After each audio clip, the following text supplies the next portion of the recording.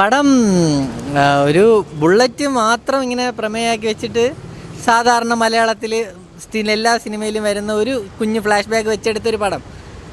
എടുത്തു പറയാൻ സിനിമയിൽ ബുള്ളറ്റ് കൊള്ളാം, നന്നായിട്ട് ചെയ്തിട്ടുണ്ട്. പിന്നെ ധ്യാനിൻ്റെ സ്ഥിരം ഒരു ചീഞ്ഞ ഫോർമാറ്റ് വെച്ച് നോക്കുമ്പോൾ ഇത് കുറച്ച് മുമ്പെടുത്ത സിനിമയാണെന്ന് തോന്നുന്നു. എന്നാലും പെർഫോമൻസ് വൈസ് 1-2 സീന് നന്നായിട്ട് ചെയ്തിട്ടുണ്ടായിരുന്നു. ബാക്കി ഫുള്ള് ബുള്ളറ്റാണ് മെയിൻ.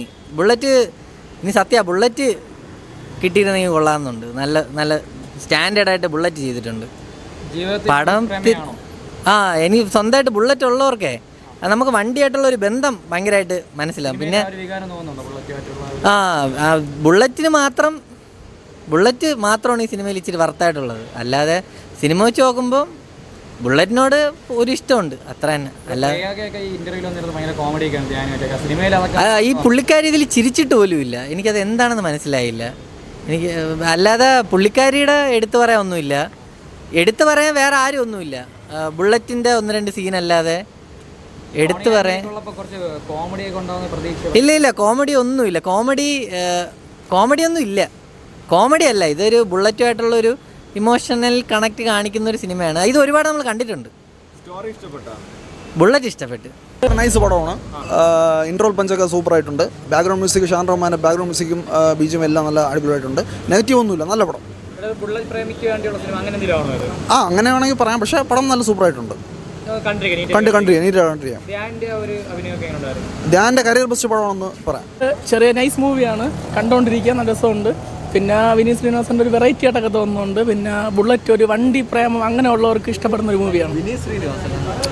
ധ്യാൻ ശ്രീനിവാസൻ എന്താ വണ്ടിയുടെ ഒരു ഇഷ്ടമുള്ള ആൾക്കാർക്ക് ഇഷ്ടപ്പെടുന്ന ഒരു മൂവിയാണ്. തിരിച്ചു വരവാണ്, ഒരു എൻ്റർടൈൻമെൻറ്റുമാണ്. കണ്ടുകൊണ്ടിരിക്കുക, ഒരു ബോറടിയില്ല. നോർമൽ പടമാണ്, വലിയ പ്രതീക്ഷകളൊന്നും പോകണ്ട. ബുള്ളറ്റ് പ്രേമികൾക്ക് ഇഷ്ടപ്പെടും പടം.